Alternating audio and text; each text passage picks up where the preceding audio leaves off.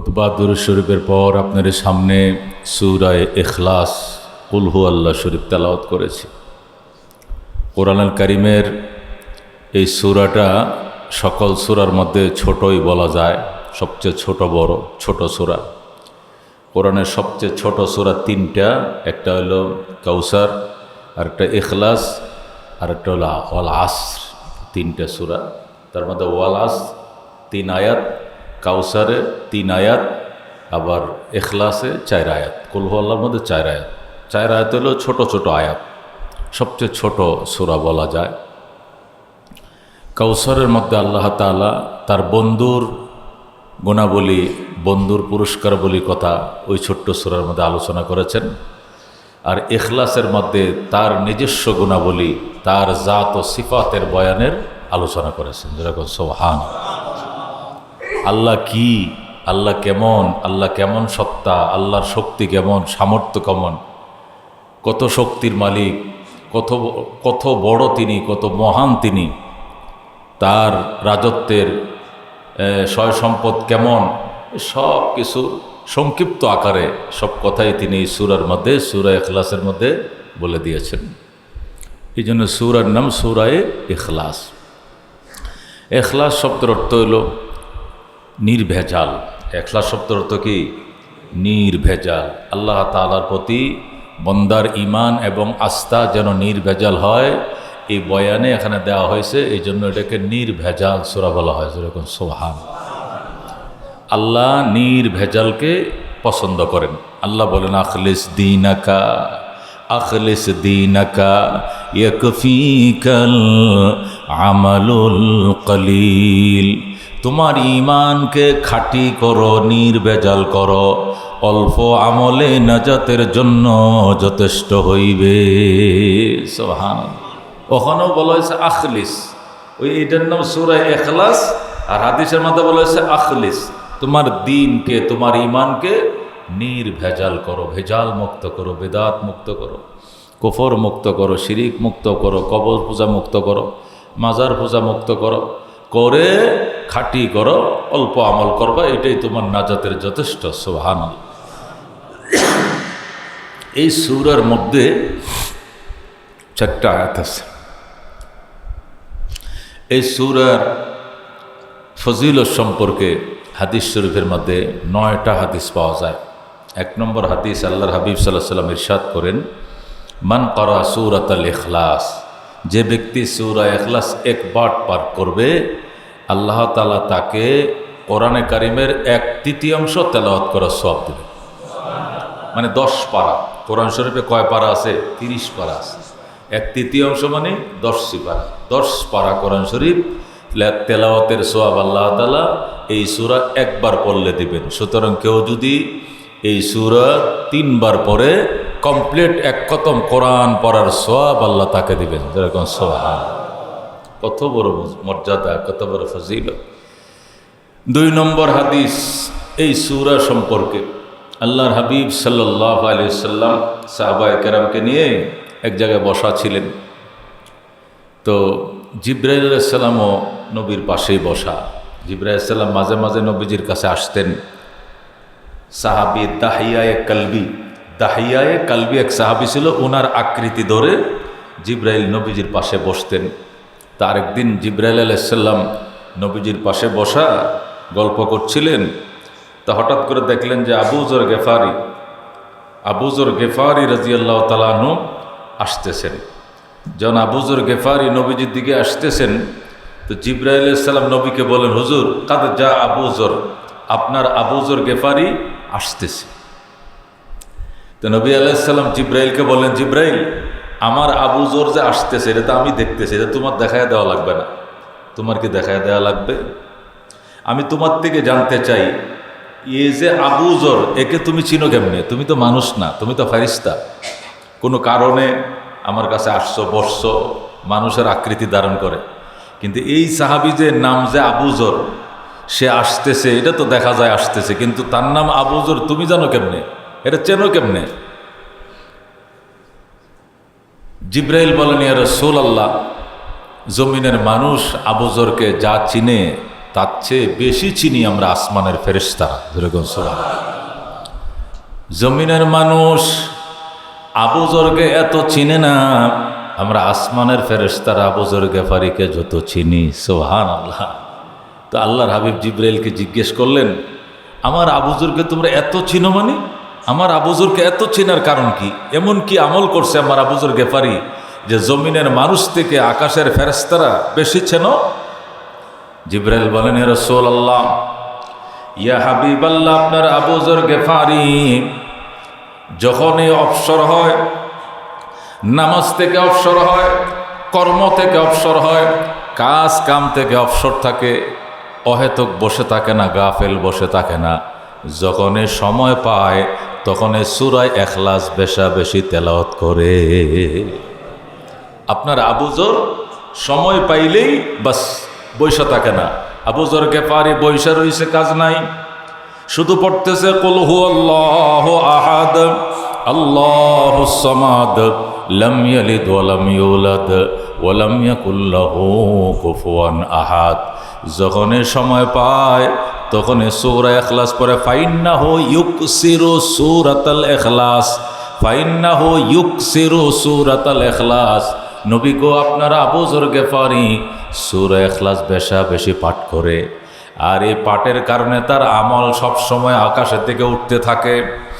যখন তার আমল 24 ঘন্টা আকাশের দিকে উঠতে থাকে, আসমানের ফেরেশতারা জমিনের দিকে উকি মারে আর বলে, ওই লোকটা কে রে, চিনে রাখ, এই লোকটা কে, চিনেলম, তার আমল তো 24 ঘন্টা আসমানের গেট দিয়ে উপরে ঢুকে। সুবহানাল্লাহ। আপনার আবু যরের জন্য আমল নামার গেট সবসময় খোলা থাকে, সবসময় তার আমল উপরের দিকে উঠে। আর সবচেয়ে বড় আমল হলো সে সূরা ইখলাস বেশা বেশি পড়ে। সুবহান।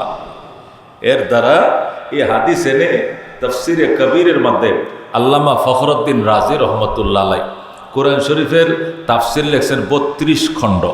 কোরআন শরীফ তো এক খণ্ড, যে এক খণ্ড একটা ছোট্ট কোরআন, এটার ব্যাখ্যা লেখছে কত খণ্ড? 32 খণ্ড তাফসির ব্যাখ্যা লেখছেন, যিনি ওনার নাম হইল ফখরুদ্দিন রাজি রহমতুল্লাহ আলাইহি। উনি এই ইখলাসের ব্যাখ্যার মধ্যে এই হাদিসগুলো আনছেন। এর দ্বারা দুনিয়ার মানুষ আন্দাজ করো যে এই সূরাটা বেশি পড়ার কারণে জমিনের মানুষের চেয়েও আবু যর গেফারিকে আসমানের ফেরেশতার বেশি চিনে। যেরকম আল্লাহর হাবিব সাল্লাল্লাহু আলাইহি সাল্লাম ইরশাদ করেন, যে ব্যক্তি সূরা ইখলাস মাররাতান ওয়াহিদান একবার পড়বে, যে ব্যক্তি সূরা ইখলাস একবার পড়বে, আল্লাহ তাআলা তাকে কত সওয়াব দিবেন?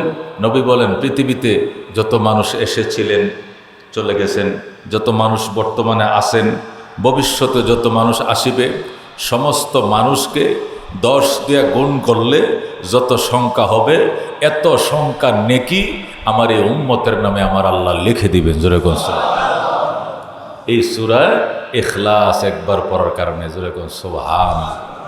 কুল হুয়াল্লাহু আহাদ আল্লাহুস সামাদ লাম ইয়ালিদ ওয়া লাম ইউলাদ ওয়া লাম ইয়াকুল লাহু কুফুয়ান আহাদ। অন্য হাদিসে আছে, আল্লাহর হাবিব সাল্লাল্লাহু আলাইহি ওয়াসাল্লাম মসজিদে নববীতে বসা, নবীজি মসজিদ নববীতে বসা। আল্লাহু আকবার। পাশে এক সাহাবী আইসা সুন্নত পড়তেছে, তো সাহাবী রসুল সুন্নত পড়ে বসে রয়েছে, আর এক সাহাবী পাশে এসে নিয়ত বাঁধছে। নিয়ত বান্ধা মনে করেন 2 রাকাত 4 রাকাত নামাজ, নিয়ত বাঁধে শুধু সূরা ফাতিহা পড়ে আর কুল হুয়াল্লাহ পড়ে, ফইরে রুকু সেজদা করে পরের রাকাতে আবার সূরা ফাতিহা আবার সূরা ইখলাস, এইভাবে পড়ে সালাম ফিরাইছে। তো ফুসফাস করে যখন সে সূরা ইখলাসটা পড়ছে, আল্লাহর হাবিব শুনছে। শোনার পরে নবী জিজ্ঞেস করলেন, তুমি কি আর কোনো সূরা জানো না? অন্য কোনো সূরা তোমার মুখস্থ নাই? তুমি দুনো রাকাতে একই সূরা পড়লা, কারণটা কি? আলহামদুর সাথে সূরা ইখলাস, একটার সাথে ইখলাস আর একটার মধ্যে ফালাক লাগাইতা, একটার মধ্যে ইজাজা, আরেক রাকাতের মধ্যে ইখলাস কইতা, তুমি প্রত্যেক রাকাতের মধ্যে সূরা ইখলাস পড়লা, তার কারণটা কি? তো সাহাবী বলে, ফাইন্নি উহিব্বুহা ইয়া রাসূলুল্লাহ, আমি এই সূরাটাকে অত্যন্ত ভালোবাসি, এই সূরাটা আমার বেশি পড়তে মন চায়। এই জন্য ফরজ নামাজের মধ্যে বিভিন্ন কেরাত পড়লেও নফল নামাজের মধ্যে প্রত্যেক রাকাতের মধ্যে আমি এই সূরাটাই পড়ি। যেরকম সুবহান। আল্লাহর হাবিব সাল্লাহ সাল্লাম বলেন, তুমি তাকে ওহিব্বুহা মানে আমি তাকে ভালোবাসি। তুমি সূরাকে ভালোবাসো এই জন্যই পড়ো। কহ রসুল বলেন, ইন্না হুব্বাকা ইয়াহা তুদখিলুকাল জান্নাহ, এই সূরার ভালোবাসায় তোকে আল্লাহ জান্নাতে ঢুকিয়ে দিবে। যেরকম সুবহান। আল্লাহর হাবিব বলেন, এই সূরার প্রেম, এই সূরার ভালোবাসায় তোকে আল্লাহ জান্নাতে ঢোকাবে, জান্নাতে ঢুকিয়ে দিবেন। সুবহান। কি বুঝলাম এই সূরার মান, এই সূরার মর্যাদা। সুবহান আল্লাহ। আল্লাহর হাবিব সাল্লাল্লাহু আলাইহি ওয়াসাল্লাম ইরশাদ করেন, আমি তবুকের যুদ্ধে গেলাম। তবুকের যুদ্ধে রওনা হইলাম মদিনার থেকে 20 দিনের পথ। সেই তবুক প্রান্তে পৌঁছাইলাম। তো ইটালিয়ান সেনারা 5,000 সৈন্য তবুক পর্যন্ত পৌঁছেছে, 35,000 সৈন্য পিছন দিয়ে আসতেছে। এই সংবাদ যখন আমি আলীর মাধ্যমে শুনলাম, তখন আমি 28,000 সৈন্য নিয়ে তবুক প্রান্তে রওনা করলাম। সাহাবায়ে কেরাম ছিল 28,000 আর কাফেররা ছিল 40,000। কাফেররা কয় হাজার ছিল? 40,000। কাফেররা রওনা করছে ইটালির থেকে, রোম থেকে, ইটালির রাজধানী থেকে। আর নবী রওনা করছেন মদিনার থেকে। তবুক হলো মাঝখানে। এইদিকে রোম থেকেও 20 দিনের পথ, মদিনার থেকেও 20 দিনের পথ, মাঝখানে যুদ্ধ হবে। আল্লাহর হাবিব সাল্লাল্লাহু আলাইহি সাল্লাম 28,000 সাহাবী নিয়ে তবুক প্রান্তে পৌঁছাইলেন। আগের নবীজির সংবাদ জেনে নিছেন যে ওরা 5,000 সৈন্য অলরেডি আইসে গেছে, তবুকে আইসে আস্তানা ঘেরে ফেলছে, আর বাকিরা আসতেছে। আল্লাহর হাবিব 28,000 সাহাবায়ে কেরাম নিয়ে তবুকের প্রান্তে পৌঁছাইলেন। নবীজির আগমনের কথা আঁচ করতে পেরে, জানতে পেরে কাফেররা লেজ গুটিয়ে পালিয়ে গেছে। যেরকম আল্লাহু আকবার। নবীজি যায় দেখলেন যে ওখানে তো 5,000 সৈন্য আরও 1 সপ্তাহ আগেই পৌঁছার কথা, পৌঁছেছে। বলেছে আলী নিজে দেইকে আসছে যায়। আল্লাহর হাবিব সাল্লাল্লাহু আলাইহি সাল্লাম সেনা নয়া যখন তবুক প্রান্তে পৌঁছাইলেন, যায় দেখলেন একজনও নেই, সব পলাইছে। তো আল্লাহর হাবিব সাল্লাল্লাহু আলাইহি সাল্লাম চিন্তা করলেন, এমনও তো হতে পারে যে কোনো গুহায় গাহায় লুকিয়ে থাকতে পারে। বড় বড় পাহাড়ের আশপাশে ছোট ছোট গুহা আছে, গুহায় লুকিয়ে থাকতে পারে। এই জন্য সাহাবায়ে কেরামকে নিয়ে নবীজি পাহাড়ের উপর উঠলেন। পাহাড়ের উপরে উঠে চারদিকে তাকাইতেছেন যে কোথাও ওরা লুকিয়ে আছে কিনা। এত উঁচু উঁচু পাহাড় যে চারদিকে তাকাইলে অনেক দূর দূরান্ততে এলাকা দেখা যায়। এই জন্য সাহাবায়ে কেরামকে নিয়ে পাহাড়ের উপর উঠলেন, উঠে চারদিকে তাকাইলেন, তাকায় দেখলেন যে না, কাফেররা কেউ নাই। নবীজির আগমনের কথা জেনে ওরা আগেই পালিয়ে গেছে। সুবহানাল্লাহ। এখন আল্লাহর হাবিব যখন পাহাড়ের উপরে উঠলেন, উঠে অনেকক্ষণ সেখানে সময় দিলেন ফজরের পরে। ফজরের পর থেকে মনে করেন 9টা 10টা বেজে গেছে, কিন্তু সূর্য ওঠে না। কিরে সূর্য ওঠে না কেন? তো আল্লাহর হাবিব সাল্লাল্লাহু আলাইহি সাল্লাম অনেক দেরি করার পরে দেখলেন যে সূর্য যখন উঠে না, তখন সাহাবায়ে কেরাম বললেন, হুজুর এ সূর্য গ্রহণ লাগছে। সূর্যকে একটা আল্লাহর একটা সৃষ্টি, এটা গিলে ফেলে, এটাকে সূর্য গ্রহণ বলা হয়। সূর্য গ্রহণ লাগছে। আল্লাহর হাবিব সাল্লাল্লাহু আলাইহি সাল্লাম বললেন, সূর্য গ্রহণ লাগছে? কহ আরে সর্বনাশ, 2 রাকাত নামাজ পড়ো সবাই। সাহাবায়ে কেরামকে নিয়ে নবীজি পাহাড়ের উপরেই 2 রাকাত নামাজ পড়লেন। 2 রাকাত নামাজ পড়ার পরে আল্লাহর কাছে দোয়া করেন, আল্লাহ তুমি সূর্য গ্রহণ থেকে আমাদেরকে মুক্তি দাও। সূর্য দুনিয়াতে না থাকলে তো মানুষ বাঁচবে না, সূর্য না থাকলে তো গাছপালা বাঁচবে না। আল্লাহ কে তোমার সূর্যকে গিলে ফেলছে, তুমি সেটাকে বের করে দাও। মানে সূর্য গ্রহণ চন্দ্র গ্রহণের যে 2 রাকাত নামাজ পড়া সুন্নত, এই নামাজ পড়ে নবীজি মোনাজাত শেষ করলেন। মোনাজাত শেষ করার পরেই দেখলেন জিবরাইল আলাইহিস সালাম, আল্লাহু আকবার, 70,000 ফেরেশতা নিয়ে হাজির হয়ে গেছে। সুবহানাল্লাহ। কিরে জিবরাইল বিশাল বড় বাহিনী নিয়ে। আল্লাহর হাবিব এখনও পাহাড়ের উপরে, নিচে নামেন নাই। নামাজের সালাম ফিরাইলেন, দেখলেন জিবরাইলের নেতৃত্বে 70,000 ফেরেশতার বিশাল বড় বহর। সালাম দেয়া জিবরাইল কমান্ডার হাজির হয়ে গেল। নবী আলাইহিস সালাম বলেন, জিবরাইল তুমি আইছো? কহ আমি একা আসি নাই, 70,000 ফেরেশতা আসছে। সুবহানাল্লাহ। আল্লাহর হাবিব বললেন, যুদ্ধ কার সাথে করবা? ওরা তো পলাইছে, আমি আইছি 28,000 নিয়ে, ওদের হদিস পাই নাই, তুমি আবার 70,000 নিয়ে আসলা কেন? জিবরাইল বলে, হুজুর আমি যুদ্ধ করতে আসি নাই, আমি অন্য কারণে এসছি। কি কারণে এসছো? আপনার সাহাবী মুআবিয়া বিন মুআবিয়া রাদিয়াল্লাহু তাআলা আনহু মারা গেছে। এই সাহাবীর মাগফিরাত কামনা করার জন্য আপনার সামনে বৈশা সাক্ষী করে, এই জন্য আল্লাহ আমাকে ফেরেশতা দিয়ে 70,000 ফেরেশতার বহর দিয়ে পাঠাইছে। জোরে কোন সুবহানাল্লাহ। আল্লাহ হাবিব অবাক হয়ে গেলেন, আমার মুআবিয়া বিন মুআবিয়ার ইন্তেকালের উপরে ইস্তেগফার করার জন্য, গুনাহ মাগফিরাত কামনা করার জন্য 70,000 ফেরেশতা নিয়ে আসছো? কহ তা আমার সামনে কেন? আপনাকে সাক্ষী রেখে ওনার মাগফিরাত কামনা করার জন্য আল্লাহ আমাকে পাঠাইছেন। যেরকম সুবহানাল্লাহ। আমি যুদ্ধের জন্য আসি নাই। আল্লাহর হাবিব জিজ্ঞেস করলেন, জিবরাইল, আমার মুআবিয়া জীবনে এমন কি আমল করেছে তার মাগফিরাতের জন্য আল্লাহ তাআলা ৭০,০০০ ফেরেশতা পাঠাইছে। জিবরাইল ডাক দিয়ে কফাইন্নাহু ইউকসিরু সূরাতাল ইখলাস। বলেন সুবহান। জিবরাইল বলেন, ইয়া রাসূলুল্লাহ, আমি যতটুকু জানতে পেরেছি আল্লাহ তাআলা থেকে, ওই সূরা ইখলাস আপনার মুআবিয়া বিন মুআবিয়া বেশি তেলাওয়াত করে, এইটার জন্য আল্লাহ খুশি হইয়া তার মাগফিরাতের জন্য ৭০,০০০ ফেরেশতার বহর দিয়ে আমাকে পাঠাইছে। যেরকম সুবহান। মেরে ভাই ও দোস্ত বুজুর্গ, এর দ্বারা আন্দাজ করা যায় যে এই সূরার কি মর্যাদা আল্লাহ তাআলা রেখেছেন। যেরকম সুবহান। আল্লাহর হাবিব সাল্লাল্লাহু আলাইহি সাল্লাম ইরশাদ করেন, আমি একদিন মসজিদে নববীতে ঢুকতেছি, তা আমার সাথে আরও কিছু ফেরেশতারাও আছে, সাহাবীরাও আছে। আমি মসজিদে নববীর গেট দিয়ে যখন ঢুকবো, ঢোকার পরে দেখি যে বাম কোনায় বসে এক সাহাবী মোনাজাত করতেছে। আমি ঢুকবো, এক সাহাবী দেখলাম কোনায় বসে মোনাজাত চিল্লা আল্লাহর কাছে কাঁদতেছে, মোনাজাত করতেছে। একা একা মসজিদে ঢুকে আউট টাইমে আসরের পরে মাগরিবের আগে আজানের আগে নিরিবিলি বসে যখন দোয়া কবুল হয়, খুব মোনাজাত কাঁদতেছে একা একা। আল্লাহর হাবিব সাল্লাল্লাহু আলাইহি সাল্লাম এর মোনাজাতের দৃশ্য দেখিয়া পয়গম্বর কাছে পিছন দিয়ে এসে দাঁড়াইলেন। পিছন দিয়ে দাঁড়ানোর পরে যখন সাহাবী মোনাজাত শেষ করছে, তখন আল্লাহর হাবিব সাল্লাল্লাহু আলাইহি সাল্লাম জিজ্ঞেস করলেন, এই অভিনব কায়দায়, এই আধুনিক নিয়মে, এত সুন্দর নিয়মে মোনাজাত কোত্থেকে তুমি পাইলা? হুজুর, সূরা ইখলাস থেকে আমি মোনাজাত বানাইছি। যেরকম সুবহান। ওই সাহাবী মোনাজাত করতেছিল কি? আল্লাহ আল্লাহ ইগফির লিয়া আহাদ, ইগফির লিয়া সামাদ, ইগফির লিয়া মান লাম ইয়ালিদ ওয়া লাম ইউলাদ ওয়া লাম ইয়াকুল লাহু কুফুয়ান আহাদ, ইগফির ইয়া আহাদ, ইগফির ইয়া সামাদ, ইগফির ইয়া মান লাম ইয়ালিদ ওয়া লাম ইউলাদ ওয়া লাম ইয়াকুল লাহু কুফুয়ান আহাদ। ওগো সামাদ, ওগো স্বয়ং সম্পন্ন, আমাকে মাফ করেন। ওগো স্বয়ং সম্পন্ন, আমাকে মাফ করেন। ইগফির লিয়া আহাদ, ওগো একক আল্লাহ, আমাকে ক্ষমা করেন। ইগফির লিয়া সামাদ, ওগো স্বয়ং সম্পন্ন, আপনি আমাকে ক্ষমা করেন। ইগফির লিয়া মান লাম ইয়ালিদ ওয়া লাম ইউলাদ, ওগো জন্ম দেন নাই, জন্ম নেন নাই, ওগো মহান সত্তা, আমাকে মাফ করেন।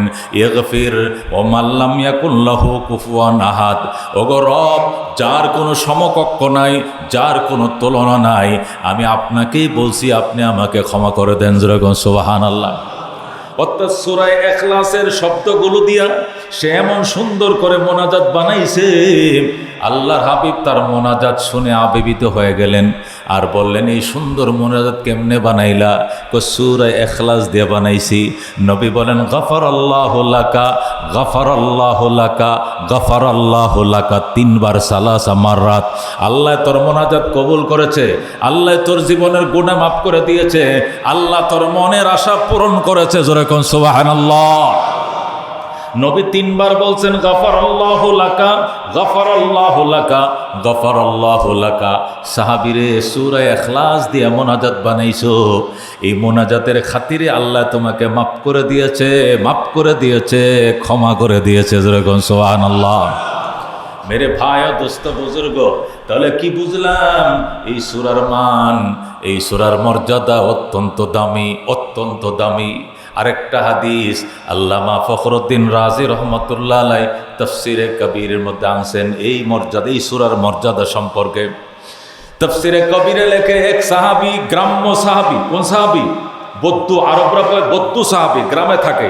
এক বৌদ্ধ সাহাবী, গ্রাম্য সাহাবী, আল্লাহর হাবিব সাল্লাল্লাহু আলাইহি সাল্লামের দরবারে আসছে। সেই গ্রাম থেকে গরমের দিন আসছে, একবার ফাঁফায়া গেছে, ঘামায়া ঘুমায়া সমস্ত শরীর ভিজে গেছে, গোসল হয়ে গেছে। এমন অবস্থাতে নবীকে এসে মসজিদে নববীতে পাইছে। পাওয়ার পরে আল্লাহর হাবিবকে সালাম দেয়া পরিচয় দিতেছে, ইয়া রাসূলুল্লাহ, আমি সেই সাহারা থেকে, মরুভূমি থেকে পার হইয়া ওই অনেক দূর থেকে আপনার সাথে সাক্ষাতের জন্য এসেছি।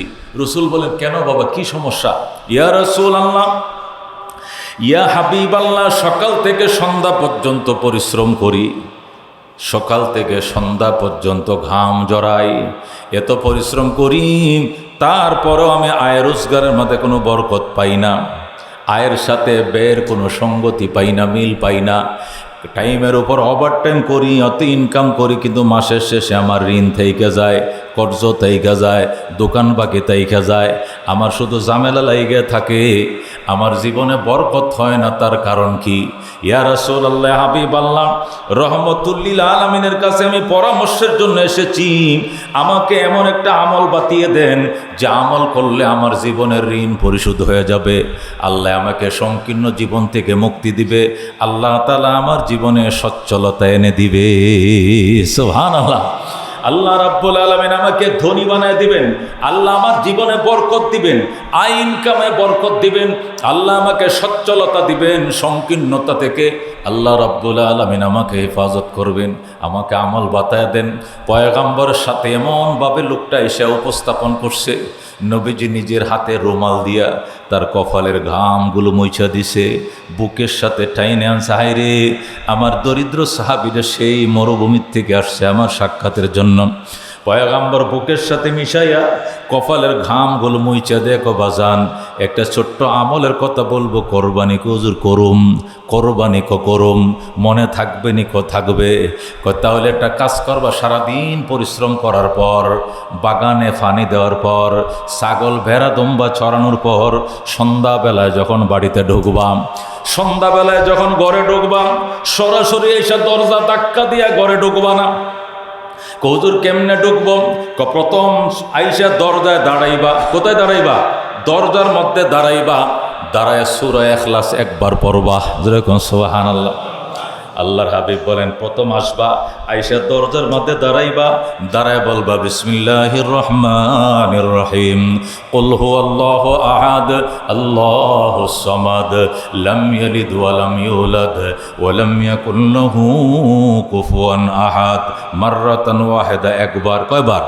দরজার মধ্যে দাঁড়াইয়া একবার সূরা ইখলাস পড়বা, এরপরে কলিং বেলটা টিপ দিবা। যখন দরজা খোলাবে, খোলার পরেও ঢুকবা না, প্রথম তুমি দাঁড়াইবা, দাঁড়ায় সূরা ইখলাস একবার পড়বা। 2 নম্বরে তুমি সালাম দিবা, সালাম দেওয়ার পরে গেট খুলবে, গেট খোলার পরেও ঢুকবা না, না ঢুকে তুমি সালাম দিবা, আসসালামু আলাইকুম ওয়া রাহমাতুল্লাহ। যেরকম সুবহানাল্লাহ। সাহাবী বলেন, ইয়া রাসূলুল্লাহ, ঘরে যদি কেউ না থাকে, ওয়াইফ যদি বাপের বাড়িতে বেড়াইতে যায়, তখন কেমনে সালাম দিব? নবী কয়, তখন বলবা আসসালামু আলাইনা ওয়া আলা ইবাদিল্লাহিস সালিহিন। সুবহানাল্লাহ। আসসালামু আলাইনা ওয়া আলা ইবাদিল্লাহিস সালিহিন। ঘরে যদি কেউ থাকে তাহলে বলবা আসসালামু আলাইকুম ওয়া রাহমাতুল্লাহ। ঘরে যদি কেউ না থাকে তাহলে বলবা আসসালামু আলাইনা ওয়া আলা ইবাদিল্লাহিস সালিহিন। এরপরে তুমি ঘরে ঢুকবা, এই আমলটা কিছুদিন পরও, আয়ের পরে আমার সাথে সাক্ষাৎ করবা, দেখবা আল্লাহ তোমাকে সচ্ছল বানায় দিবেন। সাহাবী আল্লাহর হাবিবের এই পরামর্শটা, আল্লাহর হাবিব সাল্লাল্লাহু আলাইহি সাল্লামের এই টিপসটা, এই পরামর্শটা এত আন্তরিকতার সাথে তিনি গ্রহণ করলেন। ইয়া রাসূলুল্লাহ, ফাদাকা আবি ওয়া উম্মি, আপনার জন্য আমার পিতা মাতা উৎসর্গ করতে আমি রাজি আছি। সুবহানাল্লাহ। আপনি আমাকে পরামর্শ দিয়েছেন, অক্ষরে অক্ষরে আমি পরামর্শ, আমি আমল করব। সাহাবী আমল শুরু করে দিয়েছে। বাড়িতে যায়া অন্য দিনের মতো ধাক্কা দিয়ে ঘরে ঢুকে না, দরজায় যায়, আউযু বিল্লাহ বিসমিল্লাহ পড়ে, সূরা ইখলাস একবার পড়ে, এরপরে সালাম দেয়, এরপরে ঘরে ঢুকে। এইভাবে কিছুদিন আমল করার পর আল্লাহ তাআলা তাকে উট ছাগল বেড়া দুম্বা এত বারাকা দিয়েছে, খেজুর বাগানে এত খেজুর দিয়েছে, সম্পদ পাহারা দিতে গিয়া আমলের রেজাল্টটা নবীকে শোনানোর সময় পায় না। আল্লাহু আকবার। নবী তাকে বলে দিয়েছিলেন, কেমন হয়েছে আমলের পরে তোমার জিন্দিগিতে আল্লাহ বরকত দিয়েছে কিনা আমারে পরে কইও, আমারে পরে জানাইও। কিন্তু জানানোর মতো সে সময় পায় না। আগে ছিল ছাগল 10টা, এখন হয়ে গেছে 10,000। সুবহানাল্লাহ। আল্লাহ এত সম্পদ দিয়েছে, সম্পদ থুইয়া বাড়িতে আসার সময় পায় না, নবীজির সাথে সাক্ষাৎ করার সময় পায় না। আল্লাহর হাবিব সাল্লাল্লাহু আলাইহি ওয়াসাল্লাম বলে, একদিন অনেক দিন পর আল্লাহর হাবিব যাচ্ছিলেন কোথাও, যাওয়ার পথে রাস্তার মধ্যে ওই সাহাবীর সাথে দেখা। আল্লাহু আকবার। আল্লাহর হাবিব সাল্লাল্লাহু আলাইহি ওয়াসাল্লাম সাহাবীরা বলে, এদিকে এদিকে, তুমি না আমার কাছে ওই যে গেছিলে অনেক আগে একটা আমলের জন্য তোমার দরিদ্রতার অভিযোগ নিয়ে, পরে যে আমি আমলটা বাতাইছিলাম, এটা আমলটা করছিল, তুমি করছি তো এটার রেজাল্টটা শোনাইবা না? আল্লাহ কি এখনো দরিদ্র রাখছে না ধনাট্য দিছে? ধন সম্পদ দিছে না, এখন আগের মতো গরিব। সাহাবী কয়া রাসূলুল্লাহ ফাজল মাল আলা জিরানি, ফাজল মাল আলা জিরানি। রসুল গো, আপনার শেখানো আমল করার কারণে আল্লাহ আমাকে এত সম্পদ দিয়েছে, সম্পদ উস্কে পড়তেছে, সম্পদ উস্কে পড়তেছে, আমি একাকি খাবো, প্রতিবেশীরা সব খায়াও ফুরাইতে পারে না। যেরকম আল্লাহু আকবার। ফাদল মাল আলা জিরানি, জিরান মানে প্রতিবেশী। সম্পদ উস্কে পড়তেছে আমার প্রতিবেশীদের উপর। উস্কে পড়া বুঝেন? একটা কলসি যদি টিউবওয়েলের মধ্যে ভরেন, কলসিটা ভরে গেলে পরে পানিটা কি করে, এটার কি কয়, উচ্চে পড়ে নাকি, উপচে পড়ে, মানে পরে উস্কে আর আডে না, কলসির ভিতরে পানি ধরে না, তো এমন কি করে উপর দিয়ে উস্কে পড়ে কিনা। সাহাবি ওই কথাটা বলতে ফাজল মালু আলা জিরানি। ওগো আল্লাহর হাবিব, আপনার এই টিপসের উপরে আমল করার কারণে আল্লাহ এত সম্পদ দিছে, আমার আলমারিতে টাকা রাখার জায়গা নাই, গরুর ঘরে গরু রাখার জায়গা নাই, ছাগলের ঘরে ছাগল রাখার জায়গা নাই, ভেড়ার ঘরে ভেড়া রাখার জায়গা নাই, আর কি ধানের গোলায় ধান রাখার জায়গা নাই, খেজুরের গোলায় খেজুর রাখার জায়গা নাই। প্রতিবেশীদের গায়ে উস্কে পড়তেছে, আমি আমার সম্পদের প্রতিবেশীরা খাইও শেষ করতে পারতেছে না। যেরকম সুবহানাল্লাহ। আল্লাহর হাবিব বলেন বিবরকতে হাজিল আমল, বিবরকতে হাজাল আমল, বিবরকতে হাজাল আমল। ওই আমলের বরকতে আল্লাহ রাব্বুল আলামিন তোমাকে এত এত সম্পদ দান করেছে। এই জন্য এই হাদিসগুলো সহি হাদিস। আল্লামা ফখরুদ্দিন রাজি তাফসিরে কাবিরের মধ্যে সূরা ইখলাসের ব্যাখ্যার মধ্যে 32 খণ্ড, 32 নম্বর খণ্ডের মধ্যে এটা আসছে। কারণ সূরা কুল হুয়াল্লাহ নাস ফালাক কোরআনের একবার শেষ ভাগ, তাফসিরের কিতাবে করে শেষ ভাগের মধ্যে এই ঘটনাগুলো আনছে, হাদিসগুলো আনছে।